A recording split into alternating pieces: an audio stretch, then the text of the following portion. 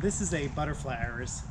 This one is one of my favorites out of the ones that do well here in Houston. There's three that do well: the butterfly, the Louisiana, and the bicolor. I like this guy because he doesn't grow excessively out. He stays pretty much in the same spot.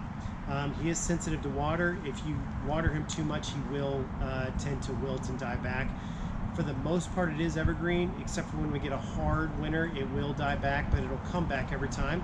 It does flower. As you see, it's even got some old flowering stalks here, but it's a beautiful white flower with a blue and yellow center, and it'll flower almost all spring, but I don't get this one for the flowers. It's more just for the architectural structure of it. Just it provides some great interest and texture in it. Size wise, this is about as big as they get. They do get to be, of course this is in a pot right now, but they can get to be about 3 to 3.5 feet tall max is where these guys kind of top out at. So